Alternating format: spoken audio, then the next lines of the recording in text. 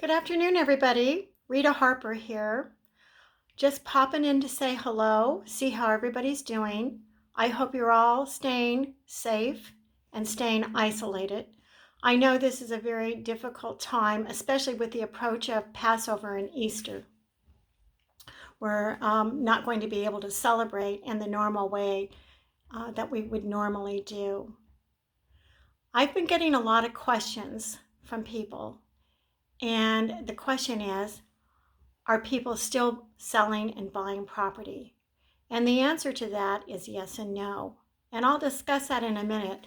But I'd like to first off tell you that I really, really value the safety of my clients.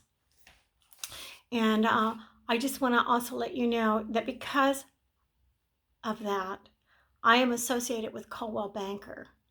I believe Coldwell Banker has been at the forefront of this time right now.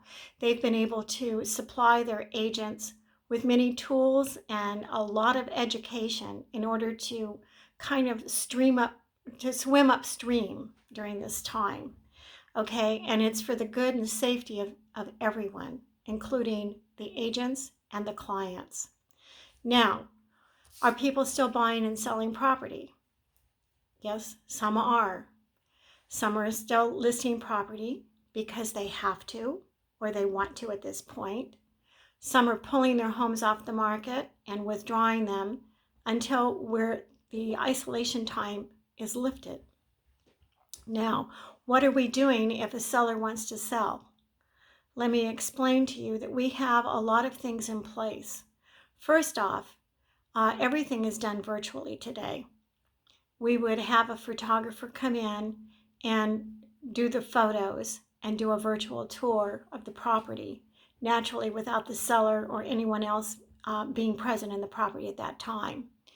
Then we would be posting it on the multiple listing service and so many other digital areas. That's the beauty of Coldwell Banker. We have a lot of different sites, over 900 sites that your property can be exposed to.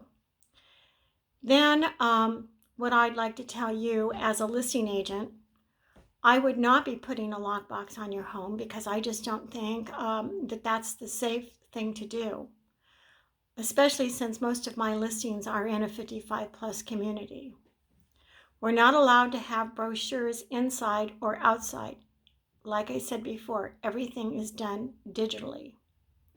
Before we would even get to the point of listing your house though, I would be setting up an appointment with you by phone, or we could meet face to face through a program called Zoom or on Skype. Then what else I do for you, once we have listed your property, I interview any agent that would be bringing their client through your house if they absolutely had to come through the house at this point. And by that, I mean that agent, the buyer's agent, would have to set up an appointment with me first. And before they would even be allowed to go into the house, all parties, including seller, agents, and buyers, would have to sign a form that's called a PEAD. And that is a form that's a disclosure that's being used today that discloses to all parties the risk of actually coming onto a property. There's other limitations that are involved in this, and we're going to go into that here in just a minute.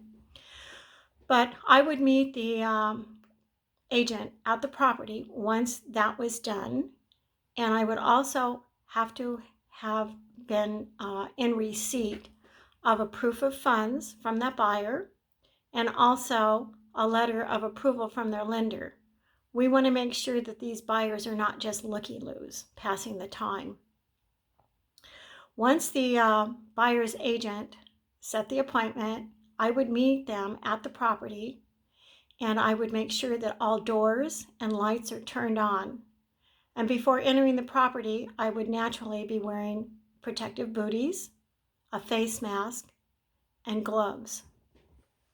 Now, once this is all done and the buyer and the buyer's agent decide to go into the property, they would have to also take all the necessary precautions.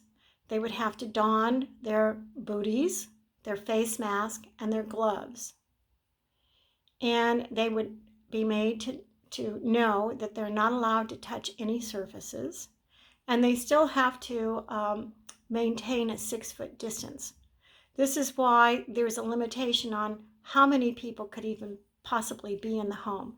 The seller would not be present, nor would I be present in the property. It would just be the buyer and their client. Now, once they've viewed the property, they would exit, and they would need to be aware that they need to wash their hands with soap and water, and they should dispose of their gloves, their mask, and their booties. I hope this sort of helps you to understand how we are utilizing and maintaining the integrity of safety for all of the clients and the agents. If you decide that you would like to talk with me about either listing or buying a property, please call me first so that we could talk. If you'd like, we can set up a meeting face-to-face through a program called Zoom or Skype. Just give me a call, Rita Harper, 760-732-3213. And just remember, Coldwell Banker and myself have safeguards in place to protect you, our clients. You're uppermost in our minds. Thank you. Please stay well. And if you celebrate Passover or Easter, please enjoy your time with the family that you're with. Thank you. Have a great week.